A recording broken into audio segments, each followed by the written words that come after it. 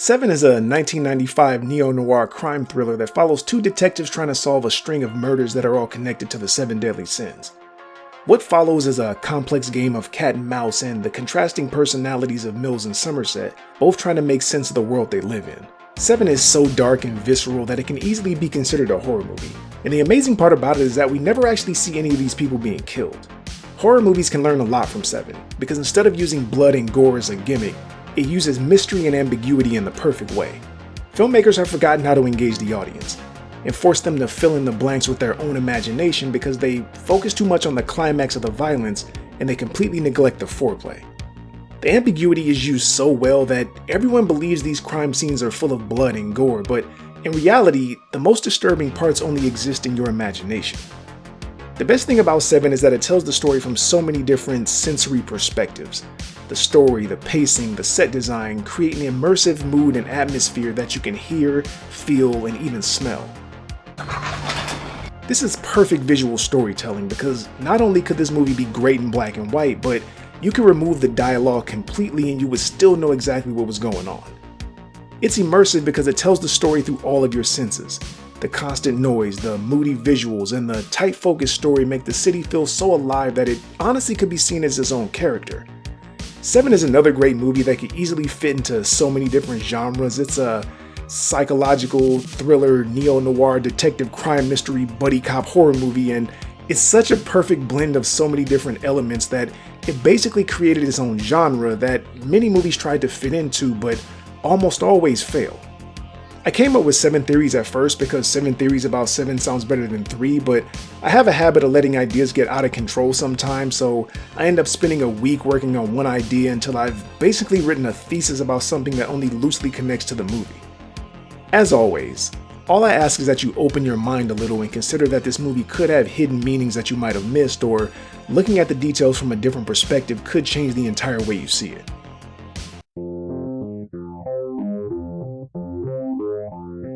I made 2 videos called The Perfect Joker and The Perfect Harley Quinn, where I talked about how American Psycho could be seen as a Joker story before he became the clown, and how Baby from the Devil's Rejects was a more accurate representation of the way Harley Quinn would be.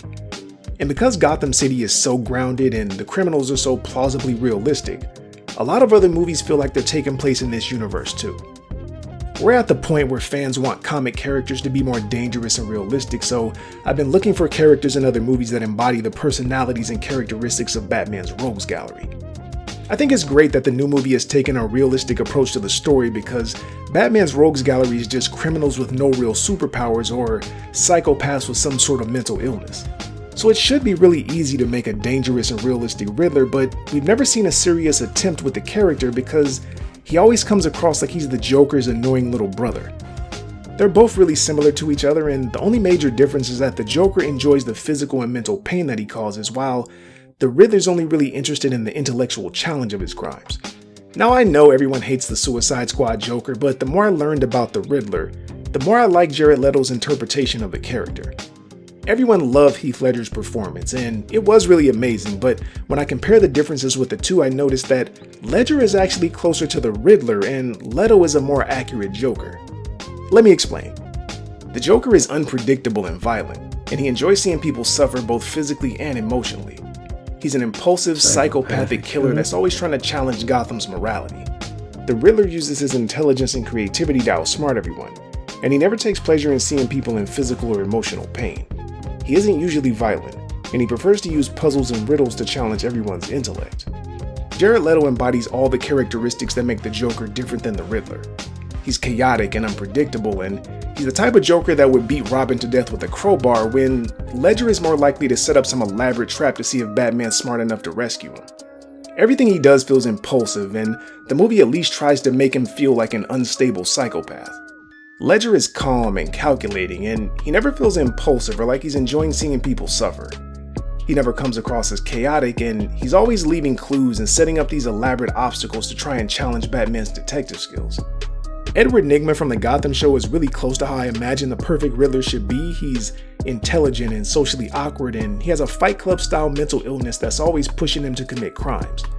The only problem is that he never feels like he's a genius, and the tone of the show is closer to Schumacher than it is Nolan, so it still has some of that campy silliness to it that makes him feel less dangerous. This is still a great step in the right direction, and it paved the way for a more serious interpretation of the character like we see in the new Batman trailer. Now, I don't know if he's still going to have a sense of humor or if they're still going to leave a little camp to him, but because the trailer looks like a Se7en remake with Batman dropped in it, I'm willing to bet that they're going to make him a more serious threat that's basically John Doe without the religious overtones. John Doe is the perfect Riddler. And I know I just said that the Riddler doesn't enjoy killing people like the Joker does, but a realistic Riddler would have to make the consequences for not solving his riddles more severe. The Riddler is one of the few characters that doesn't need to be seen in order to be effective. He doesn't have much of a personality, so his riddles and traps end up being the only thing that's really interesting about him. John Doe is exactly the same, because he doesn't have an interesting backstory or personality, but he ends up being one of the most complex and interesting characters ever put on film. John Doe puts a lot of effort into surrounding himself with mystery, to the point where he cut off his fingerprints with a razor and he possibly even removed his teeth to hide his dental records. Now this sounds like the type of thing that a realistic Riddler would do, so even his identity is a riddle that would need to be solved. Every crime scene is covered in puzzle pieces that explain what happened better than any exposition could. We never see any of these people being killed, so we're forced to put together the clues and recreate the killings in our own mind. Nothing about that sequence of scenes is graphic, but when you put the pieces together in your own imagination, you create something that's far worse than anything that could have been shown. In a realistic Gotham, John Doe is the perfect Riddler. But there's another movie that not only feels like a Riddler movie too, but it also feels like a prequel to Se7en. Now, if you've never seen The Usual Suspects, I'm going to spoil the twist in a really great movie, but even knowing the twist is still a really enjoyable experience because you get to see all the little tricks and word games that he plays, and hopefully after this, you'll see the two characters are exactly the same. The Usual Suspects is about a group of criminals who get set up and killed by a mythical crime lord named Kaiser Sose. Most of the movie takes place in the detective's office as a small-time con man named Verbal Kent explains everything he knows about him. The entire story is told to us from his perspective, and we find out that not only was he pretending to be disabled, but he was making up the entire story from things that he saw in the detective's office. The Riddler prides himself on being smarter than everyone, and what better way to show that than to sit in front of a detective and create an elaborate story that you made up on the spot. And there's an easy explanation for how he went from being a notorious and feared crime boss to a religious zealot in between movies. If we're looking at this from a real-world perspective, John Doe could have been diagnosed with cancer or some other terminal illness and decided to go out with one final riddle that no one would be able to solve. Besides Kevin Spacey playing both of the roles, there's so many other little details that prove these movies take place in the same universe, and this is the same character.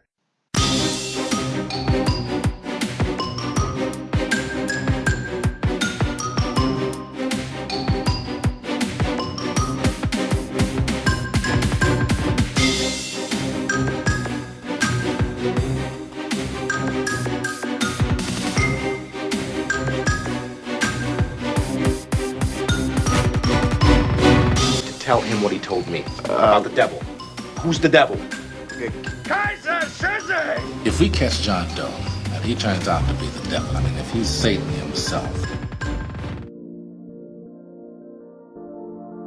The city in Se7en feels so familiar and yet so foreign at the same time.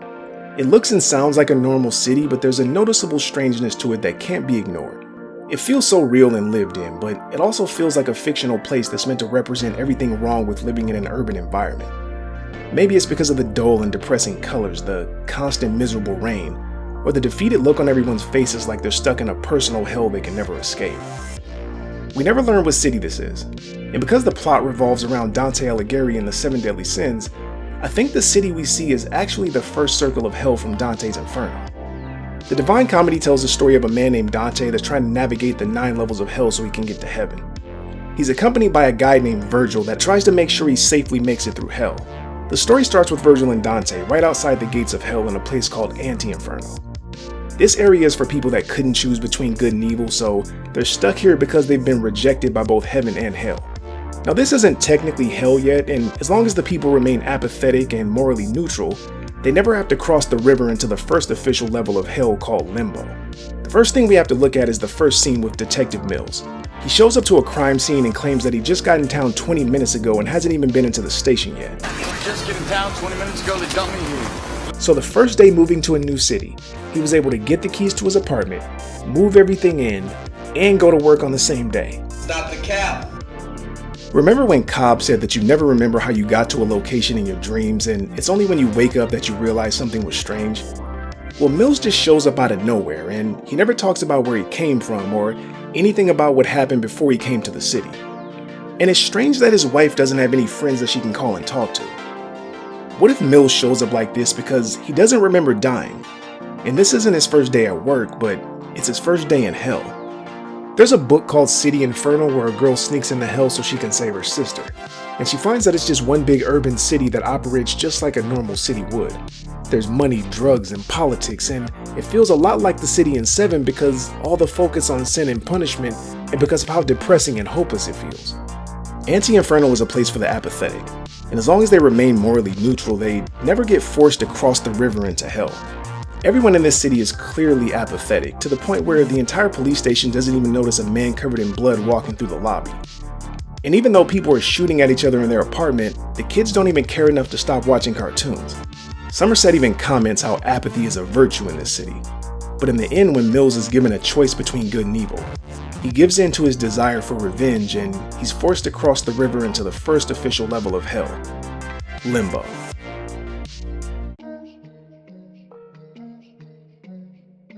The opening scene is the most important scene in a movie. It establishes the tone and the focus of the story, and it acts like a prologue chapter in a novel. It's typically shown before the credits, and it gives the audience necessary information about the plot and characters, and it feels like a short film that captures the essence of the rest of the movie. Se7en's opening scene follows Somerset for an entire day. It shows him getting ready in the morning for work, shows him going to work and meeting Mills on a crime scene, and then back at home trying to ignore the noise and chaos coming from outside. Mills is supposed to be the main character, but it feels more like Somerset is actually the protagonist. He's the only one we get any personal time alone with, and he's the only one that we get any insight into how he thinks or feels. Everything is told to us through his perspective, and it's his observations of the city that are basically the narration of the film. John Doe's never given any real character development, and his motivation for killing these people doesn't make a whole lot of sense. Pride is the only one that's actually guilty of the sin, and she's the only person that John Doe gives a choice to. He forces Gluttony to eat at gunpoint, and he tied Sloth down to a bed, so both of them were forced to be sinners. Lust and greed can't really be considered sinners either because a prostitute isn't having sex for lust. And just because a lawyer is good at his job doesn't mean that he's greedy. And the final two sins are basically a cop-out because Mills doesn't die for his sin, and killing Tracy goes against everything John Doe claims he really is. It would have made more sense to kill Tracy because she was envious, because John Doe obviously doesn't envy Mills' life. Now, there's a small amount of exploration into his mind when Somerset is reading his journal, but it only told us that he's disgusted by humanity. This still doesn't tell us why he's using the 7 deadly sins as a motivation, especially because the Bible never gives these sins any special attention. I think Somerset is the mastermind behind all the killings because when I examine the details surrounding each character, there's way too many visual clues that point to Somerset more than they do John Doe. Everything in his apartment is organized and neat, and he's perceptive enough to notice a piece of lint on his jacket. He's obviously intelligent and methodical, and the chessboard in his apartment is a visual clue that he's a deep thinker. John Doe's apartment is disorganized and dirty, and it shows that he has a chaotic and unstable mind. Part of what makes this movie so great is the visual storytelling. Every crime scene is covered in details, but this also extends to the rest of the movie. So when you examine the details surrounding each character, Somerset is the only person that fits the description of a killer. Somerset doesn't have to be doing the killings himself, but I think he's using John Doe, and he's really the mastermind behind everything. It's pretty obvious that Somerset and John Doe knew each other, because when he turned himself in, he looks directly at Somerset and says, On the fucking floor! I know you. There's also Tracy's pregnancy. How did John Doe know that Somerset knew she was pregnant? Somerset was the only person that knew about it, but why would John Doe think he knew about it and Mills didn't? He didn't know. John Doe's entire plan depends on Somerset telling the story because if he really wanted to beat John Doe, all he would have to do is not talk about it. No one would ever know that he completed all 7 sins, and he can just dismiss it as another psychopath or retire and move away and never mention it again. If John Doe had been planning this out for over a year because Sloth was kept alive for a year, who was he planning on using for wrath if Mills never showed up? The more important question should be, why would he risk having his plan spoiled by betting that a detective would kill him when he could have just gotten any regular person to kill him in a fit of rage? All the work he put in to pull this off could have been wasted if the cops never agreed to take him out to look for the last 2 bodies. Or if Mills decided not to kill him because he thought prison would be a worse punishment. Picking Mills for the final sin has Somerset written all over it. Somerset knew Mills was coming to his department that week because they talked on the phone. And if he knew he was coming, he already read his file and he knew that his impulsiveness would be a perfect person for wrath. This is why the first killing happened as soon as Mills arrived. This is also why Somerset developed a relationship with him, even though he was retiring in a week and moving away from the city. The situation feels a lot like Training Day, where Alonzo knew Jake would be a rookie on his team and he was planning on using him so he can steal money and pay off the Russians. Somerset wanted to go out with one final fuck you to the city, and he knew that no one would suspect a veteran detective that was retiring. So he manipulated a mentally ill man into sacrificing himself, all so he can commit the perfect crime.